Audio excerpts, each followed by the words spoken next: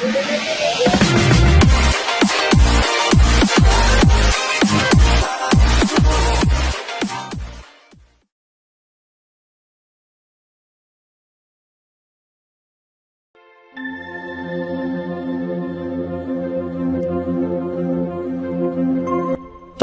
خادم کے پیچھے بھاگتا ہوا اس کمرے میں داخل ہوا جو آج کی رات ہوشمند کا مسکن تھا۔ اس کی آنکھوں نے ایک دلدوز منظر دیکھا۔ ایک خنجر کا نصف سے زیادہ پھل ہوشمند کے سینے میں اترا ہوا تھا۔ ہوشمند کا جسم بے حس و حرکت تھا اور خون نے چادر رنگین کر رکھی تھی۔ تابان کے ہونٹوں سے کرہ نکلی۔ وہ لپک کر ہوشمند کے قریب آیا۔ پھر اسے سردار شلال کا خیال آیا۔ اس نے قریبی کمرے میں جھانکا، وہ خالی تھا۔ سردار شلال کہاں ہے؟ اس نے گرج کر خادم سے پوچھا۔ وہ تو اپنے دونوں ساتھیوں کے ساتھ چلے گئے۔ معلوم نہیں جناب، ابھی تھوڑی دیر پہلے نکلے تھے۔ خادم مزید تفصیل بھی بتا رہا تھا، لیکن تابان کو کچھ سنائی نہیں دے رہا تھا۔ اس کے کانوں میں سماعت شکن دھماکے گونج رہے تھے۔ پلک جھپکنے میں وہ بات کی تہ تک پہنچ گیا۔ کورا کے خدشات درست نکلے تھے۔ تاریکی اور تنہائی سے فائدہ اٹھا کر سردار شلال کورا کے کمرے میں گھسا تھا۔ وہاں اس کی مدبھیڑ بے دست و پا کورا کی بجائے ہوشمند سے ہو گئی تھی۔ غالباً ہوشمند نے مزاحمت کی تھی اور سردار شلال نے اس کے سینے میں خنجر گھونپ دیا تھا۔ چونکہ تابان کی طرف سے کسی محافظ کو ایسی کوئی ہدایت نہیں کی گئی تھی کہ سردار شلال یا دیگر مہمان کہیں آنا جانا چاہیں تو انہیں روکا جائے۔ سردار شلال ہوشمند کو خنجر گھونپ کر بآسانی محل سے نکل گیا تھا۔ گونسل اور نورین بھی اس کے ساتھ تھے۔ دفتن تابان کا دھیان اپنے چرمی تھیلے کی طرف چلا گیا۔ یہ تھیلا حفاظت کے پیش نظر اس نے کل کورا کے کمرے میں رکھوایا تھا۔ وہ بھاگا ہوا دوبارہ کورا کے کمرے میں آیا۔ مسہری کے پاس ایک منقش آبنوسی الماری تھی۔ الماری کا قفل ٹوٹا پڑا تھا۔ تابان کے دل پر دوسرا شدید گھونسا پڑا۔ اس نے جلدی سے پٹ کھول کر اندرونی خانے میں جھانکا۔ تابان کا تن بدن جل اٹھا۔ ایسے میں وہ ڈھیٹ، لاپرواہ اور بے روب تابان کہیں دور جا چھپا تھا، جسے سب جانتے تھے۔ اس کی جگہ ایک ضدی، خودسر اور خطرناک شخص نے لے لی تھی۔ ایک عجیب سی آگ تابان کی آنکھوں میں روشن ہوئی۔ وہ بھاگتا ہوا محل سے نکلا اور استبل کی طرف لپکا۔ چند لمحوں بعد وہ ایک مشکی گھوڑے پر سوار تیزی سے جزیرے کی بندرگاہ کی طرف جا رہا تھا۔ نہ جانے کیوں اس کا گلا بالکل خشک ہو رہا تھا اور سانس بوجھل ہوتی جا رہی تھی۔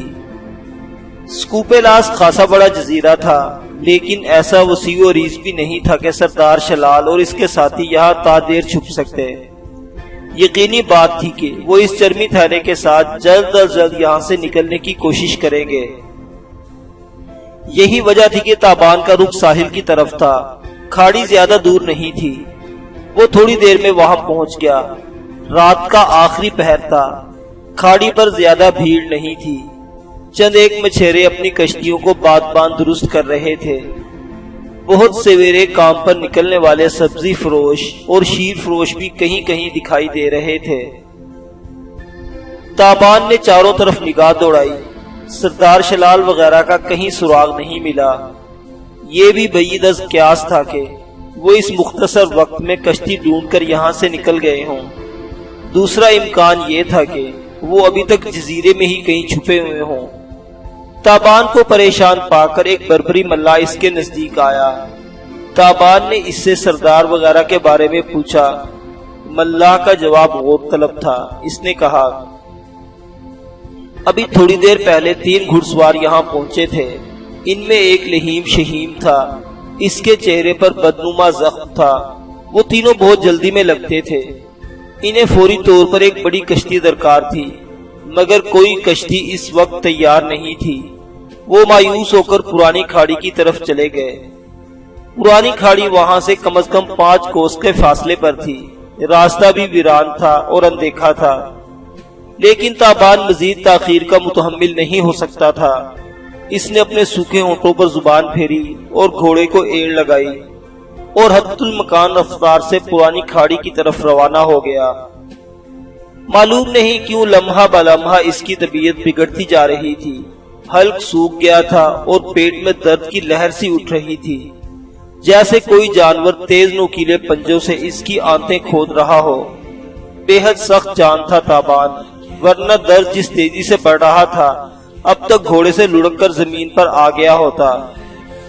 اپنی بے پناہ قوت مدافعت کو گروہ کار لاتے ہوئے اس نے سفر جاری رکھا۔ دونوں اطراف اونچی نیچی گھاٹیاں تھی، جھاڑ جھنکار تھا اور محیط خاموشی تھی۔ اس خاموشی میں صرف گھوڑے کی ٹاپیں گونج رہی تھی، یا کبھی کمار سمندر کی جانب سے لہروں کا مدم شور سنائی دے دیا جاتا۔ تابان نے قریباً ایک فاصلہ طے کیا تھا کہ اس کی حالت غیر ہونے لگی۔ دفتن اسے زوردار ابکائی آئی اور اس کے ساتھ ہی گرد و پیش اس کی نگاہوں میں چکراتے چلے گئے۔ یہ کیا ماجرا ہے؟ یہ کیا ماجرا ہے؟ یہ سوال بار بار اس کے ذہن میں کوند رہا تھا۔ کہیں اسے کچھ دیا تو نہیں گیا؟ اسے دودھ یاد آیا جو اس نے سونے سے تھوڑی دیر قبل پیا تھا۔ کیا اس دودھ میں کچھ ملا دیا گیا تھا؟ یہ سوچتے ہوئے تابان کو احساس ہوا کہ وہ توازن کھو کر گھوڑے سے گر رہا ہے۔ اس نے بے پناہ برداشت کا مظاہرہ کرتے ہوئے ایک بار پھر خود کو سنبھالا تھا۔ اب ایک جہنم اس کے پیٹ میں دہک رہا تھا۔ اس کے ذہن نے فیصلہ دیا کہ اسے واپس لوٹ جانا چاہیے۔ وہ گھوڑے کا رخ بدلنے کی کوشش کر رہا تھا جب اچانک سب کچھ اس کے بس سے باہر ہو گیا۔ اوپر تلے اس نے کئی بار کہہ کی اور حواس کھو کر گھوڑے کی پشت سے زمین پر آ گرا۔ عین اس وقت ایک بحری مرغابی بھی اس کے پاس گری اور بری طرح تڑپنے لگی۔ وہ ایک اونچی چھت کا کمرہ تھا۔ چھت پر نقش و نگار کنندہ تھے اور دیدہ زیب فانوس لٹک رہے تھے۔ دیواروں پر غالیچے تھے اور مختلف جانوروں کے حنوط شدہ سر۔ فرش پر دبیز قالین بچھا ہوا تھا۔ تابان نے محسوس کیا کہ وہ کسی آرام دہ مسہری پر دراز ہے۔ اس کے نزدیکی کئی بدبودار کسیلی دوائیں رکھی تھی۔ تابان کو ایک بار پھر متلی ہونے لگی۔ اسے لگا جیسے وہ ایک زمانے سے اس بستر پر دراز ہے اور ان منحوس دواؤں کی بیزار کن بو سونگ رہا ہے۔ ایک بیتے ہوئے لمحات قطار اندر قطار سرپٹ گھوڑے کی طرح آئے اور اس کے تصور میں دندنانے لگے۔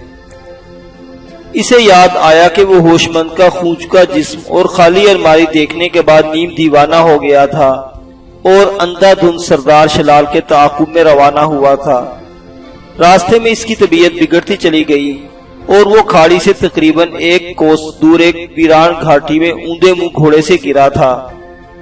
یہ سب کچھ یاد آتے ہی اس نے ہڑبڑا کر اٹھنے کی کوشش کی، لیکن دو نسوانی ہاتھ اس کے برہنہ سینے پر آئے اور اسے سر اٹھانے سے روک دیا۔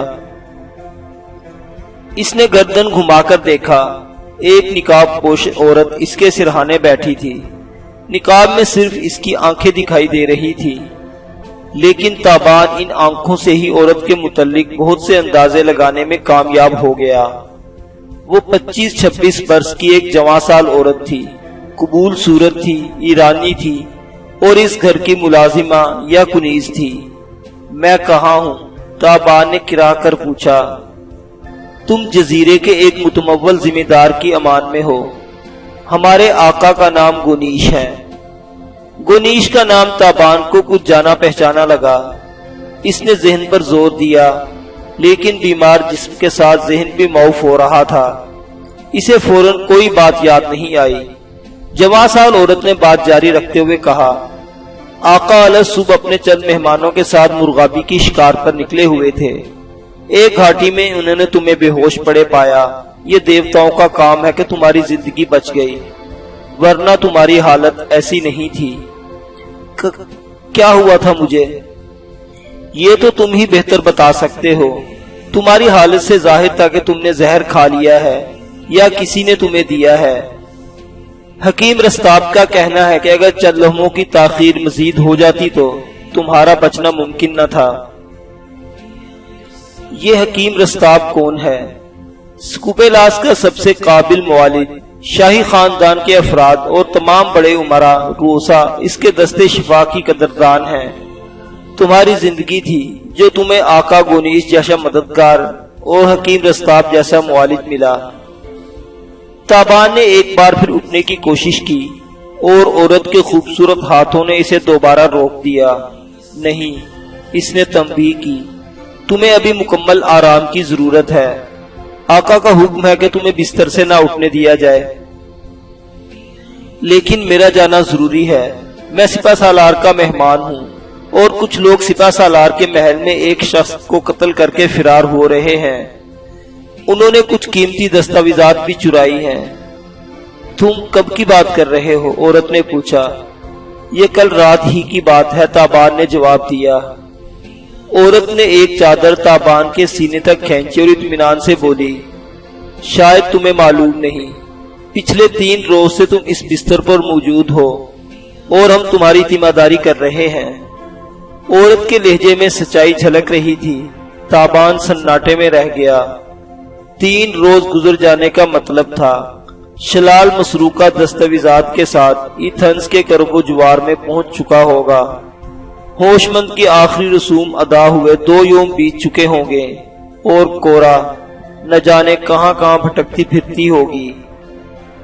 اس دفعہ عورت کے روکنے کے باوجود وہ اٹھ کر بیٹھ گیا۔ انداز باغیانہ ہی تھے۔ عورت نے آواز دے کر 2 سیاہ فام غلاموں کو اندر بلا لیا۔ انہوں نے نرمی سے مگر فیصلہ کن انداز میں تابان کو دوبارہ بستر پر بٹھا دیا۔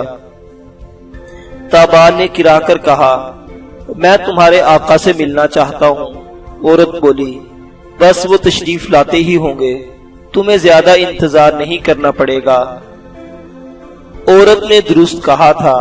تھوڑی دیر بعد دروازے کی جانب سے بھاری قدموں کی صدا آئی اور دہلیز پر کھڑا مسلح غلام مؤدب ہو گیا۔ یہ اس امر کی طرف اشارہ تھا کہ آنے والا اس گھر کا آقا ہے۔ اب تک کے حالات سے اندازہ ہوتا تھا کہ وہ ایک مہربان اور نیک شخص ہے۔ ایک لاوارث انسانی جان کو بچانے کے لیے اس نے ہر ممکن کوشش کی تھی۔ جزیرے کا بہترین معالج فراہم کیا تھا اور تیماردار کے لیے کئی ملازمین کو وقف کر رکھا تھا۔ تابان یہ توقع رکھنے میں حق بجانب تھا کہ وہ شخص اس کی بات سے ہمدردی سے سنے گا اور اس کی ہر ممکن مدد کرے گا۔ آخر وہ شخص تابان کے کمرے میں داخل ہوا۔ مقامی امراء کی طرح اس نے نصف آستین کی قمیض پہن رکھی تھی۔ اس قمیض کے اوپر اس نے ایک بڑی ریشمی چادر اس طرح لپیٹ رکھی تھی کہ گردن اور بائیں کندھے کے سوا سب کچھ اس میں ڈھک گیا تھا۔ تابان کی نگاہ اس کے چہرے پر پڑی اور ٹھٹک کر رہ گئی۔ ایک ہی ساتھ میں اسے اپنے جسم کا سارا خون آنکھوں میں سمٹتا محسوس ہوا۔ وہ مجسم حیرت نوارد کی طرف دیکھ رہا تھا۔ اسے اب پتہ چل گیا تھا کہ گونیش کا نام اسے جانا پہچانا کیوں محسوس ہوا تھا۔ در حقیقت تابان نے خود کو زندگی دینے والے محسن اور فرشتہ اجل کا چہرہ ایک ساتھ دیکھ لیا تھا۔ گونیش اس کے ایک سابق آقا کا نام تھا۔ ٹرائے کے ایک قصبے میں تابان پورے 2 برس گونیش کی غلامی میں رہا تھا۔ گونیش کی سب سے بڑی بیٹی جو بیوہ تھی اس کے ساتھ ہی رہتی تھی۔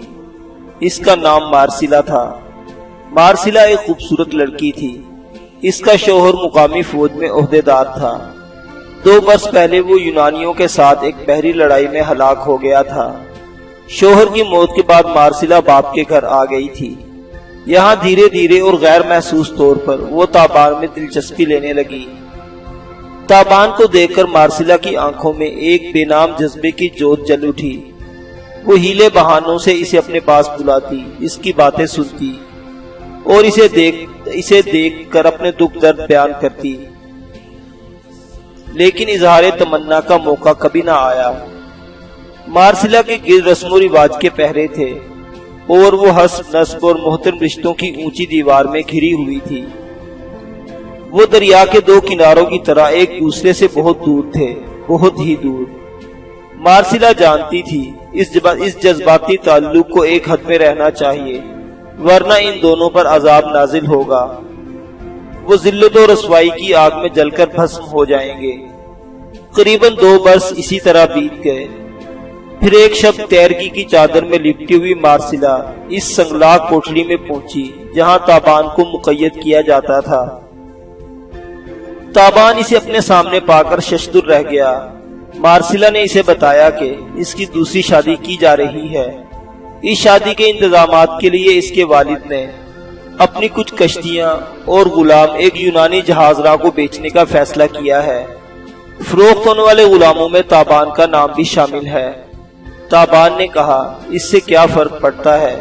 مجھے تو غلامی ہی کرنا ہے، یہاں نہ صحیح کہیں اور صحیح۔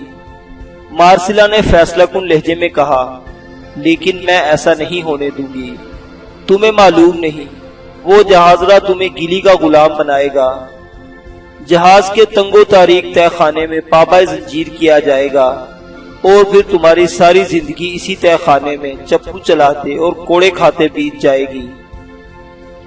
اس رات مارسلا نے کوٹھری کا دروازہ کھول کر اسے آزاد کر دیا تھا۔ اس کے ہاتھوں نے پہلی اور آخری بار تابان کے ہاتھوں کو چھوا تھا اور وہ بولی تھی، یہاں سے نکل جاؤ تابو، دور چلے جاؤ، کہیں بہت دور۔ اس کے لرزہ چہرے میں التجائیں تھی اور اس خاموش محبت کے واسطے تھے جو اب تک وہ اپنے باپ کے غلام سے کرتی رہی تھی۔ تابان نے کہا، لیکن آپ یہ سب کیوں کر رہی ہیں؟ آقا بہت سخت مزاج ہیں، وہ آپ کو اس جرم میں قتل بھی کر سکتے ہیں۔ مارسلا نے بھیگی پلکیں اٹھا کر عجیب نظروں سے تابان کو دیکھا اور بولی، تمہارے لیے مجھے یہ سزا قبول ہے۔ تابان نے اپنی کوٹری چھوڑنے سے صاف انکار کر دیا تھا، اس لیے نہیں کہ اس کے نکل بھاگنے سے مارسلا کو سزا مل سکتی تھی، بلکہ اس لیے کہ گونیش کی زد سے نکلنا آسان نہیں تھا۔ اس کے گھڑ سوار کارندے اور خونخوار شکاری کتے ساری رات گشت پر رہتے تھے اور بھاگنے والے غلام یا کھیت مزدور کو موقع پاتے ہی چیر پھاڑ دیتے تھے۔ تابان نے بھاگنے سے انکار کیا تو مارسلا غصے سے بولی، تمہیں معلوم نہیں یہ موقع گوا کر تم کتنی بڑی حماقت کرو گے۔ میں تمہیں یہ موقع گوانے نہیں دوں گی۔ اگر تم بھاگو گے نہیں تو میں یہیں کھڑی رہوں گی اور تھوڑی دیر بعد پہرے دار تمہارے ساتھ ساتھ مجھے بھی گرفتار کر رہے ہوں گے۔ مجبوراً تابان کو خطرہ مول لینا پڑا۔ اس نے کوشش کی تھی اور آقا گونیش کی قید سے نکل بھاگا تھا۔ ان واقعات کو 2 سال گزر چکے تھے اور آج آقا گونیش اچانک پھر اس کے سامنے آن کھڑا ہوا تھا۔ تابان بستر پر اکڑو بیٹھا یک ٹک گونیش کی طرف دیکھ رہا تھا۔ گونیش دھیمے قدموں سے چلتا ہوا اس کے پاس آن کھڑا ہوا۔ وہ بے حد کمبو لیکن بے حد زہریلا شخص تھا۔ چہرے پر مسکراہٹ رہتی تھی لیکن آنکھوں میں صفاقی کوٹ کوٹ کر بھری ہوئی تھی۔ وہ تابان کے لیے سراپا قہر نظر آتا تھا۔ اب تابان کو خبر ہو رہی تھی کہ اس کی جان بچانے کے لیے اتنی تنگودو کیوں کی گئی تھی، اور خوشحال طبقے کا ایک فرد ایک لاوارث جابلم مریض پر اتنا مہربان کیوں ہو گیا تھا۔ کرم کے اس پردے میں ستم کے خوفناک عذائب چھپے ہوئے تھے۔ گونیش کو دیکھ کر تابان نے اپنی جگہ سے اٹھنے کی کوشش کی اور پہلی بار اسے اندازہ ہو رہا تھا کہ اس کا بایاں پاؤں ایک زنجیر میں جکڑا ہوا ہے۔ اس کے پاؤں سے زنجیر کا رشتہ بہت پرانا تھا اور یہ رشتہ ایک بار پھر استوار ہو چکا تھا۔ سکوپے لاس کی وہ رات حبس زدہ اور تاریک تھی۔ ان جزائر میں ایسی راتیں طوفان کا پیش خیمہ ہوتی ہیں۔ تابان بستر پر نیم دراز تھا اور گونیش ایک نشست پر پاؤں رکھے بڑی رعونت سے تابان کے سرہانے کھڑا تھا۔ اس کے گلے میں سنگ یشب کا بیش قیمت ہار فانوس کی روشنی میں دمک رہا تھا۔ وہ عجیب جذباتی لہجے میں گویا ہوا، میں ان 2 برسوں میں تیری صورت چند لمحوں کے لیے بھی نہیں بھولا، اور جسے یاد رکھا جائے وہ زیست کے کسی نہ کسی موڑ پر ملتا ضرور ہے۔ دل کو دل سے راہ ہوتی ہے نا۔ گونیش کے بظاہر نرم لہجے میں زہر کا دریا بہہ رہا تھا۔ تابان نے کہا، سردار گونیش، تم شب و روز دیوتاؤں کی پرستش کرتے ہو۔ میں انہی دیوتاؤں کو گواہ بنا کر کہتا ہوں، میرا ارادہ تمہارے گھر سے بھاگنے کا ہرگز نہیں تھا، میں تو تمہارے پاس ہر طرح خوش تھا، پھر بھاگنے کا خیال دل میں کیوں لاتا؟ تم جھوٹ بول رہے ہو تابو، تمہیں پتہ چل گیا تھا کہ میں تمہیں جہازراں پاشا کے ہاتھ فروخت کر رہا ہوں، لہٰذا تم فرار ہو گئے تھے۔ میں فرار نہیں ہوا، مجھے فرار ہونے پر مجبور کیا گیا تھا۔ کس نے کیا تھا ایسا؟ تابان نے چند لمحے توقف کیا۔ میں اس کا نام نہیں بتا سکتا۔ گونیش نے آگے بڑھ کر ایک زوردار تھپڑ تابان کے منہ پر مارا۔ چٹاخ کی آواز سے کمرہ گونج اٹھا۔ گونیش گرایا، تم نہ بتاؤ، لیکن میں جانتا ہوں، اس کا نام مارسیلا تھا۔ یہ تم دونوں کی ملی بھگت تھی۔ تم دونوں میرے گھر میں میری آنکھوں میں دھول جھونک کر عشق و محبت کا کھیل کھیلتے رہے، میری عزت تار تار کرنے کے منصوبے بناتے رہے، اور جب موقع ملا تو بھاگ نکلے۔ یہ تو دیوتاؤں کا کرم تھا کہ تم اپنے ناپاک ارادے پورے نہ کر سکے، اور مارسیلا میرے محافظوں کے ہاتھوں گرفتار ہوئی۔ تابان نے کہا، سردار، آپ کو اپنی پاک دامن بیٹی پر ایسے بہتان باندھتے ہوئے شرم آنی چاہیے۔ گونیش کا دوسرا تھپڑ تابان کے منہ پر پڑا۔ اس دفعہ اس کا ہونٹ پھٹ گیا اور خون رخسار پر بہنے لگا۔ پاؤں میں وزنی زنجیر تھی اور وہ گونیش کے سامنے کتی بے بس تھا۔ وہ دانت پیس کر بولا، تم اپنے سینے پر ہاتھ رکھ کر کہہ سکتے ہو کہ فرار کی شب تمہیں کوٹھری میں ملنے والی مارسیلا نہیں تھی؟ تابان نے اعتراف کیا، وہ مارسیلا تھی، لیکن یہ غلط ہے کہ اس کا میرے ساتھ کوئی ناتا تھا، یا وہ میرے ساتھ فرار ہو رہی تھی۔ غالباً آپ نے اسے صفائی پیش کرنے کی مہلت ہی نہیں دی، ورنہ اس کی باتوں میں آپ کو سچائی جھلکتی نظر آتی، اور آپ جان جاتے کہ وہ کتنی گناہ گار ہے۔ یہ تو تم چاہتے ہو کہ میں اسے صفائی کی دلیلیں پیش کرنے کا موقع دوں۔ بالکل ایسا آپ کو کرنا چاہیے تھا۔ گونیش بولا، زیوس دیوتا کا شکر ہے کہ اس نے مجھے اس شرمندگی سے محفوظ رکھا۔ مارسیلا اب اس دنیا میں نہیں رہی، وہ اسی روز اپنے انجام کو پہنچ گئی تھی جس روز گرفتار ہوئی تھی۔ چند لمحوں کے لیے تابان سناٹے میں رہ گیا۔ تو تم نے اسے قتل کر دیا تھا؟ نہیں، اس میں ابھی غیرت کی رمق باقی تھی۔ اس نے اپنے ہاتھوں خود کو ہلاک کر لیا تھا۔ مجھے صورت دکھانے سے پہلے ہی وہ اپنی جان دے چکی تھی۔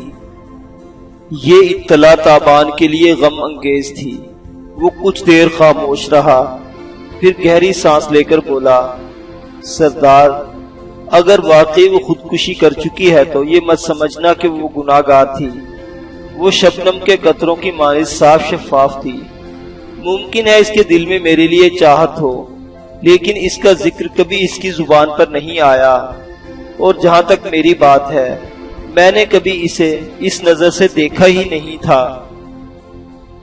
گونیش کمینگی سے مسکرایا اور خطرناک لہجے میں بولا، تمہارا کیا خیال ہے؟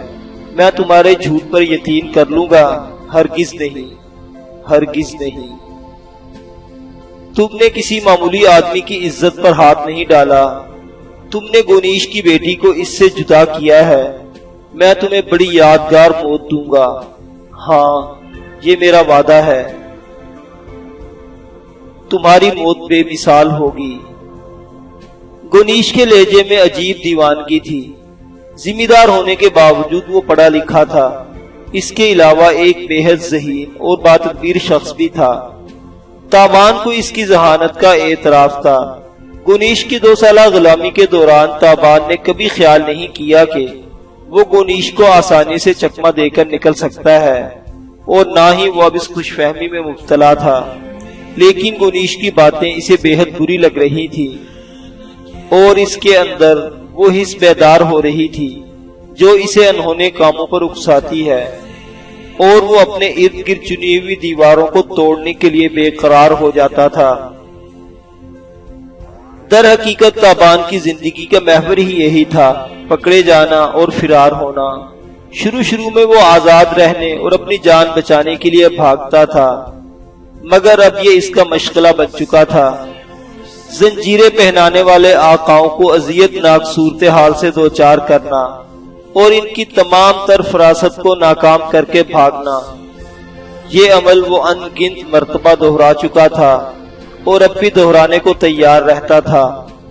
ایک عجیب لذت ملتی تھی اس کام میں۔ کئی بار تو اسے یوں لگتا تھا جیسے نشہ ٹوٹ رہا ہے۔ وہ جان بوجھ کر خود کو کسی آقا کے جال میں پھینک دیتا اور پھر جال کاٹنے میں مصروف ہو جاتا تھا۔ ہاں یہ بات ہے کہ اس مرتبہ سردار گونیش کے جال میں پھنسنا اسے کچھ بھلا نہیں لگا تھا۔ ایک تو یہ جال لوہے کا تھا اور اسے کاٹنے میں خاصی محنت درکار تھی، دوسرے وہ جلد از جلد سردار شلال اور اس کے ساتھیوں تک پہنچنا چاہتا تھا۔ وہ جھنجلا کر رہ گیا۔ پاؤں میں پڑی ہوئی زنجیر سیاہ ناگ کی مانند اس کے ٹخنے کو ڈسنے لگی۔ اسی رات تابان کو عمارت کے ایک سیلن زدہ نیم تاریک تہ خانے میں پھینک دیا گیا۔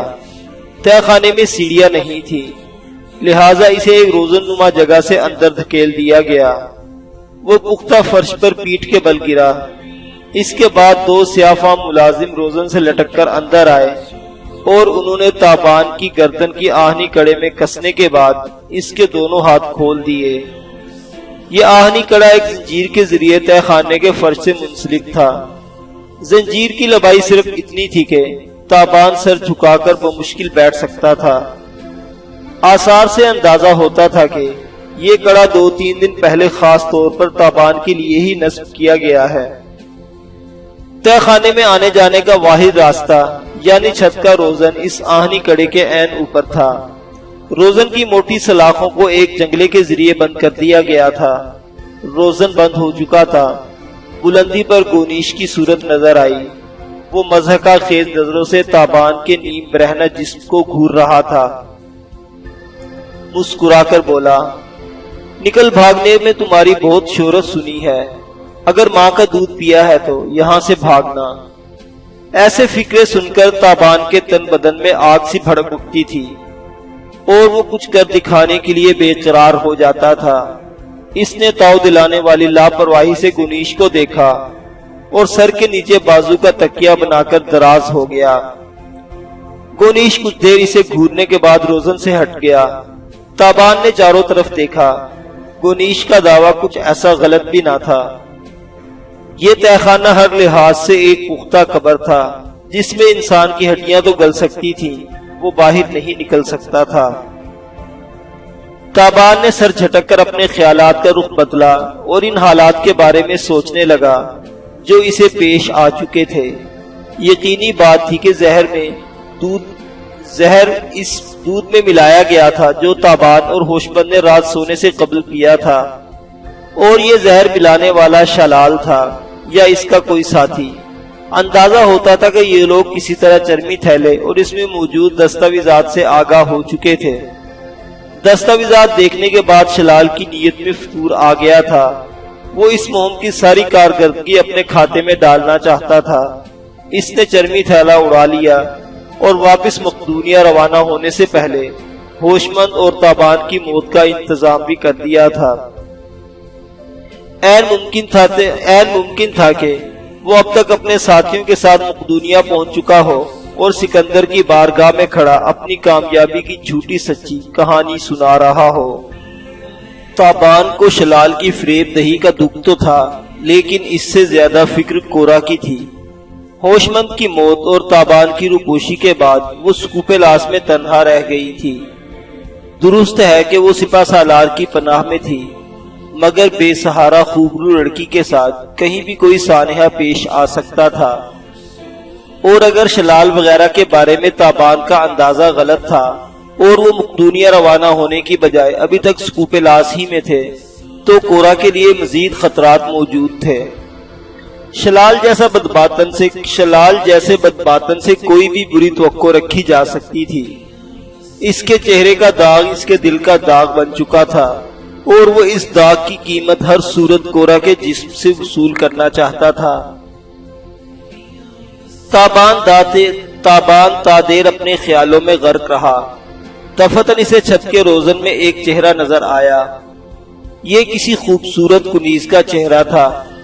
وہ چند لمحے تابان کو شرارت سے دیکھتی رہی، پھر اس نے گردن لمبی کی اور روزن میں سے تابان پر تھوک دیا۔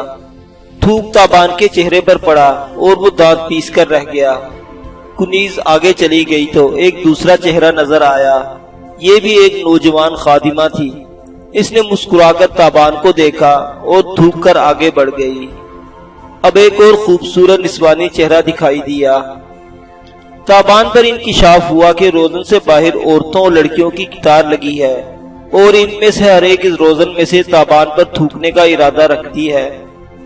اس نے نگاہوں میں سردار گنیش کا غسیلا چہرہ گھومنے لگا۔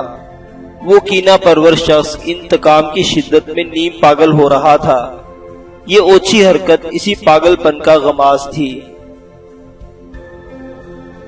تابان اسی تہہ خانے میں بے بسی کی تصویر بن کر رہ گیا۔ قید کرنے والوں نے اس کا خوب انتظام کیا تھا۔ گلے میں پڑا ہوا توق نما کڑا ناقابل شکست تھا۔ اس قسم کے کڑے تابان نے صرف ایک دفعہ آقا غاری سنوب کے محل میں دیکھے تھے۔ وہاں یہ کڑے سزائے موت پانے والے قیدیوں کو پہنائے جاتے تھے۔ قیدیوں کی گردن ایک دفعہ یہ کڑا بند ہو جاتا تو پھر اسے کھولنا ناممکن تھا۔ اسے صرف کاٹا جا سکتا تھا۔ بفرض محال وہ کسی طرح اس توق نما کڑے سے چھٹکارا پانے میں کامیاب ہو جاتا تو کئی ہاتھ اونچے دروازے تک پہنچنا اور اسے کھولنے کی کوشش کرنا ناممکن تھا۔ دروازے میں سے اس کے لیے باقاعدگی سے کھانا پھینکا جاتا تھا اور اسی باقاعدگی سے تھوک بھی۔ ہر روز ایک مقررہ وقت پر تہہ خانے کی چھت پر عورتوں کی ایک طویل قطار لگ جاتی اور وہ باری باری روزن نما دروازے کے سامنے سے گزرتی اور تابان پر تھوکتی۔ ان عورتوں میں اب خادماؤں اور کنیزوں کے علاوہ گھر کی خواتین بھی شامل ہونے لگی تھی۔ سردار گنیش کی 2 بیویاں اور ایک بڑی بہن باقاعدگی سے اس نیک کام میں حصہ لیتی تھی۔ غالباً انہیں بھیجا جاتا تھا۔ ظاہر ہے بھیجنے والا سردار گنیش ہی رہا ہوگا۔ یہ سب کچھ اسی کی ایما پر ہو رہا تھا۔ تابان کو گنیش کی اس عجیب و غریب حرکت پر کچھ زیادہ حیرت نہیں ہوئی تھی۔ گنیش ایک غسیلا شخص تھا اور بعض اوقات اس کا غیظ و غضب جنون کی حد تک پہنچ جاتا تھا۔ اس حالت غضب میں اس نے ایک دفعہ ایک سفید ریش بزرگ کے سر پر اس زور سے مکہ مارا تھا کہ پلک جھپکتے میں جاں بحق ہو گیا۔ اس واقعے کا المناک ترین پہلو یہ تھا کہ مرنے والا گنیش کا سگا باپ تھا۔ ایک عرصہ گزرنے کے باوجود یہ واقعہ ابھی تک تابان کو بھولا نہیں تھا، اور یہ کوئی ایک واقعہ نہیں تھا، ایسے بے شمار واقعات تابان کے ذہن میں محفوظ تھے۔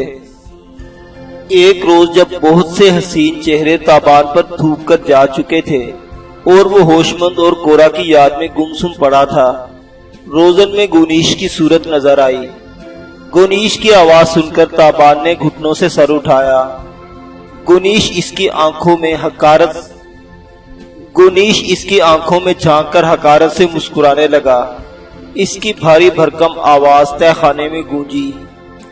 ایک روز میں تجھ پر تھوکنے کے لیے اتنی عورتیں جمع کروں گا کہ تو غرق ہو جائے گا۔ میری اس بات کو مذاق نہ سمجھنا، جو میں نے کہا ہے ویسا ہی ہوگا۔ میرا کیا قصور ہے؟ تابان نے پوچھا۔ گنیش بولا، قصور صرف تیری اس صورت کا ہے جس کے فریب سے تو نے میری بیٹی کو ورغلایا تھا اور اب تک نہ جانے کتنی عورتوں کو ورغلا چکا ہے۔ میں اس صورت کو دیکھنے والوں کے لیے عبرت ناک بنا دوں گا۔ سردار، میں تمہیں بتا چکا ہوں، میں نے تمہاری بیٹی کو نہیں ورغلایا۔ مجھے اس کی موت کا افسوس ہے، لیکن اس موت میں میرا کوئی ہاتھ نہیں۔ جواب میں گنیش نے تابان کو ایک غلیظ گالی دی اور نفرت سے اس پر تھوک دیا۔ ایک جوابی گالی تابان کے ہونٹوں پر بھی مچلی، لیکن اس نے ہونٹ کو بھینچ لیا۔ آداب غلامی سے واقف ہونے کے بعد اسے اپنا رنج و غم چھپانا آ گیا تھا۔ وہ اس وقت صورتحال مزید کشیدہ کرنا نہیں چاہتا تھا۔ یہ تہہ خانہ واقعی لوہے کا جال تھا۔ اسے کاٹنے کے لیے تابان کو وقت درکار تھا اور بے پناہ کوشش کی ضرورت تھی، لیکن وہ جلد از جلد یہاں سے نکلنا چاہتا تھا۔ جلد نکلنے کی ایک ہی صورت تھی، وہ گونیش سے کسی طرح کی مفاہمت کر کے ان کے مابین کوئی ایسا معاہدہ ہو جائے جس کی روح سے گونیش اسے رہا کر دے۔ تابان نے اپنے لہجے کو نرم رکھتے ہوئے کہا، سردار میں تمہاری قید میں ہوں، تم جو چاہو سلوک مجھ سے کر سکتے ہو، لیکن جس جرم میں تم قتل کرنا چاہتے ہو وہ میں نے نہیں کیا۔ اگر تم آنکھیں بند کر کے بیٹی پر الزام نہ لگاؤ اور تھوڑی سی تحقیق گوارا کر لو تو تمہیں پتہ چل جائے گا کہ مارسلا میرے ساتھ فرار نہیں ہو رہی تھی اور نہ اس نے کبھی اس انداز میں سوچا تھا۔ گونیش گرایا، مجھے کسی تحقیق کی ضرورت نہیں، میں تمہاری شیطانیت کے ہر رخ سے آگاہ ہوں۔ گونیش کے رویے سے صاف ظاہر تھا کہ اگر تابان سال ہا سال کوشش کرتا رہے تو بھی وہ گونیش کو اپنی بے گناہی کا یقین نہیں دلا سکے گا۔ اس نے ایک گہری سانس لی اور لہجہ بدل کر بولا، سردار تمہاری بیٹی کے موت میں میرا کوئی ہاتھ نہیں، لیکن اگر تم ایسا سمجھتے ہو تو میں تمہیں خون بہا دے سکتا ہوں۔ اس کے علاوہ میری آزادی کی بھی جو مناسب قیمت تم چاہو لگا سکتے ہو۔ گونیش کی آنکھوں میں ایک لمحے کے لیے حیرت نظر آئی، پھر اس حیرت کی جگہ گو نہ گو دلچسپی نے لے لی۔ اس کے ہونٹوں پر زہریلی مسکراہٹ ابھری اور وہ روزن کے قریب بیٹھتے ہوئے بولا، تو تم میری بیٹی کا خون بہا دو گے مجھے؟ ہاں، لیکن یہ خون بہا نہ کردہ قتل کا ہوگا۔ تمہارے خیال میں کیا خون بہا ہونا چاہیے؟ یہ تمہارے سوچنے کی بات ہے سردار۔ 5000 ٹیلنٹ دے سکو گے؟ تابان نے ایک لمحے کے لیے گونیش کی آنکھوں میں جھانکا، پھر ٹھہرے ہوئے لہجے میں بولا، میرا خیال ہے میں دے سکتا ہوں۔ گونیش کی دلچسپی اس معاملے میں اور بڑھ گئی، کہاں سے لاؤ گے اتنی دولت؟ تابان نے کہا، میرا خیال ہے تم میری باتوں کو مذاق سمجھ رہے ہو، لیکن میں تمہیں یہ رقم فراہم کر سکتا ہوں۔ اگر تم میری آزادی کے لیے مناسب قیمت مانگو تو میں وہ بھی ادا کروں گا۔ میں تم سے صاف سیدھی بات کر رہا ہوں، میں اب کوئی عام آدمی نہیں ہوں، مقدونوی ریاست کی فوج کا اہم سردار ہوں، اور میری یہاں آمد کا مقصد بھی ایک مہم کا حصہ تھی۔ ہم کچھ دستاویزات کے لیے یہاں آئے تھے، میں نے ان دستاویزات تک رسائی حاصل کر لی۔ میرے ساتھیوں نے مجھ سے دھوکہ کیا اور ہم 2 ساتھیوں کو زہر دے کر وہ دستاویزات لے اڑے۔ اگر تم مجھے صرف ایک خط لکھنے کا موقع دو، میں نہ صرف تمہاری منہ مانگی رقم یہاں منگوا سکتا ہوں بلکہ والی ریاست سے تمہیں انعام اور مرتبہ بھی دلا سکتا ہوں۔ گونیش نے اسے مضحکہ خیز نظروں سے دیکھا۔ بہت خوب محترم سردار، آپ کی باتیں سن کر تو میرے پسینے چھوٹ رہے ہیں۔ یہ میں آپ کے ساتھ کیا کر بیٹھا ہوں؟ اب تو میں آپ کو بالکل نہیں چھوڑ سکتا۔ آپ مصاحب لوگ ہیں، آپ کا کیا پتہ رہا ہو کہ آپ کی نیت بدل جائے، انعام و اکرام چھین کر آپ ہمارے پورے خاندان کی کھالیں کھچوا لیں۔ نہیں حضور، میں یہ خطرہ مول نہیں لے سکتا۔